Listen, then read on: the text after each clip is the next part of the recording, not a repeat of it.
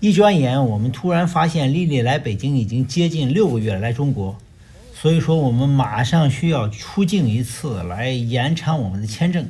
最快最便捷的方式是坐火车去一趟香港，所以我们买了这个 G897从北京西到香港西九龙的西发招致的高铁卧铺票，睡觉就出国了啊！听起来不错，真这么容易吗？跟我们来看一看。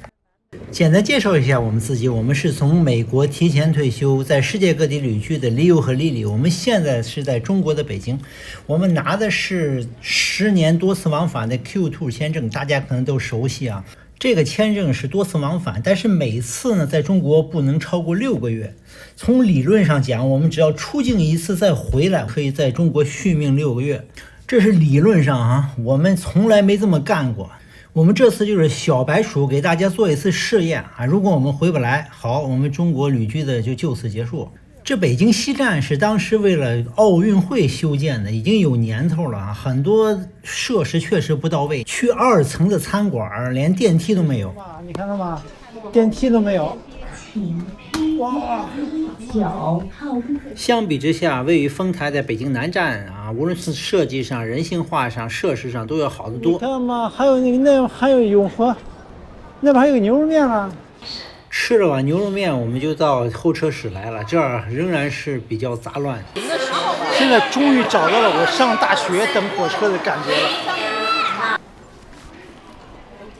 这次我们俩都是通过12306这个铁路局的官方 APP 上订购的车票啊。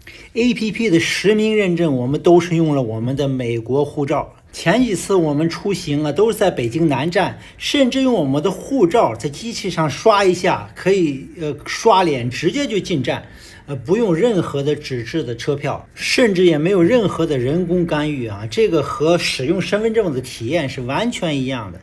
当然，这次我们在北京西站呢，就刷不过去了，还是检票员来看了一下我们的护照才放行。但这我觉得不是政策上的问题，而是北京西站这系统比较落后。总而言之呢，就是现在持国外的护照在国内铁路旅行呢，和身份证基本上没有什么太大差别了，这个必须的点赞。实际上，拿外国护照比身份证在很多情况下更方便，比如说去香港。尽管香港已经是中国的一个行政区了，中国公民呢反而要提前申请港澳通行证，外国人反而什么都不需要。我们这次在火车上呢就遇到了一家3口啊，他们是最后一刻上车的，也没有座号，也没有卧铺，他们就到处在找人补票，想买一个卧铺。对吧？我们就和他聊，他们说呢，他们等这个港澳通行证就等了将近7天才拿到，所以到了最后一刻了，所有的带号的票已经卖没了。这 G897 呢是晚上8点13分开车，第2天早晨7点12分就到达香港西九龙。借用姜文的一句话，就是睡了就把这国出了。这类火车呢座位很少，大部分都是动卧，就是过去所谓的软卧。买票的时候，我们想买2张下铺，但是这个系统呢就自动分配我们1张上铺1张下铺，我们怎么改不过来。上铺的票价是1290，下铺是1150，价不到100多块钱。其实这火车票的价钱比很多飞机都已经便宜了啊！其实飞机很多800-900块钱就能买到。之所以不坐飞机呢，我们主要是怕飞机晚点。我们以前有过一次很坏的体验，我们在北京去上海啊，然后就是说晚点1个小时，后来又再次晚点1个小时，最后晚点1个小时，我们不得不在北京机场，因为机场离着我们家很远嘛，所以说我们只能在北京机场附近找了一个小旅店就对付了1夜，要等第2天再飞。结果第2天干脆宣布这个航班整个都取消了。所以说自那以后我们就能坐火车就坐火车。好，爬到我的2层去，好长时间没干这事儿了啊，往下看有点恐高。现在成了住在上铺的兄弟了啊！冲着我们，它开始变红了闪，就是开始录了。这是竖排横过来。好窄呀！你看看，我都不知道拍哪儿了。脚一踩到人家床上了，那非常窄。Hello，这个高度整个有多矮呀？对了，看一看吧，这有空调，这还有一些挂衣服架是吧？挂衣服架，他们老说我晃的太厉害。这有充电器，啊，眼镜挂架，这眼镜怎么放？对了，还有挂眼镜的。哎，是这样，大概是这样。挂着个腿儿，那我烦了。你怎么弄？这样？对，我觉得是这样。哎呦喂，啊，你窝一下嘛。对了。哦 ，nice， 这有电。好窄呀！哦，还有灯，还有灯呢。这个大概也可以吧？这是这吧？天哪！哦，这可以看书的灯。 nice。你，这你的鞋。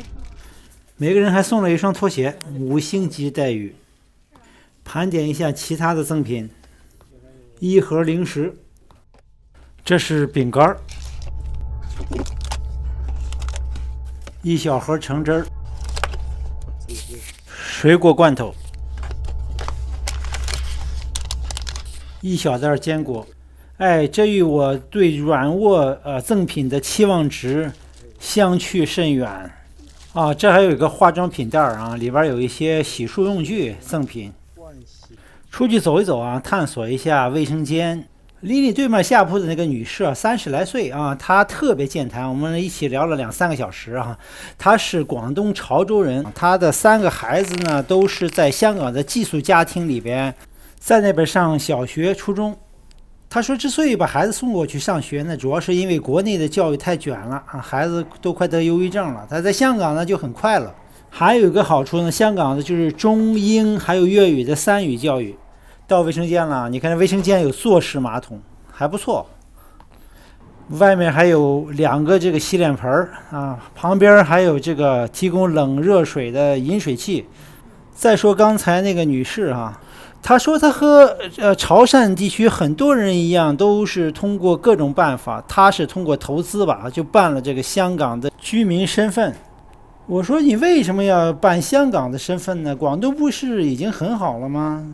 他说差别还是很大的。他直言不讳地说，他说在广东这边很多事情要靠关系，比如说他爸爸生病了，送到了广州的某个3甲医院，他说都得给医生送好多钱，他送了几万块钱礼吧。别人都送，如果他不送的话，他就害怕他的父亲被区别对待。像这种事情，他说在香港就不存在。当然，诸如此类还有很多了。基本上他是喜欢香港这种法治和更廉洁的环境，这让我很吃惊的。我以为广东比中国其他地方应该好很多吧，在这方面。他说其实也差不多。他说唯一的区别就是广东这边呢，大部分人凑在一块儿很少谈政治啊，也就是大家都在怎么谈发财啊，这是跟北方有点不一样的。到香港了。火车咣里咣当，晚上反而睡得不错，第2天早晨到香港了。首先要出中国的海关，然后要进中国香港的海关。听起来有点怪，但事实就是要这么操作的。听潮州的那位女士讲，她主要是看你的护照或者是香港通行证，有的时候还要抽查你到香港的火车票。她说以前有的人这个就是通过某种方式上了火车了，也没补票，到了海关以后要罚款5000。到了中国海关了啊，这儿不允许再拍照了，所以说我们到那边见。对，因为这儿你看，北京入，这一个是圆，一个入一个出，懂了吗？圆的是入境哈，现在我们拿了一个方的出境章，我们的实验已经成功了1半了啊。回去的时候我们还需要一个圆的，那才叫圆满。现在到了香港海关了啊，改繁体字了啊。这儿还是不让拍摄，所以说我们那边见。批准逗留就给了个小条3个月的，啥戳也没盖啊，就给了一张小条，说可以停留90天。现在早晨7点半。第一印象啊，香港的火车站那个比北京那边要安静了很多，少了很熟悉的烟味儿。行了，我们现在开始又恢复用 Google Maps 了。谷歌地图神奇般的又开始运作了。不好的方面，我们又得开始准备用现金了。据说香港的出租车和很多街边的小店只收现金。在北京住了这半年，我们都忘了现金是怎么回事了。好在我们已经做好了充分的准备。离开美国的时候，我们申请了一张 Charles Schwab Investor Checking 的银行账户。用这张银行账户的 ATM 卡呢，在世界各地的 ATM 上都可以提取现金。如果当地的银行收了我们的手续费， Charles Schwab 它会返还给我们 Free ATM， 这也包括美国的自动提款机哦。另外 Charles Schwab 的给的这个汇率呢，也比街头上那种货币兑换所给的都要好一些。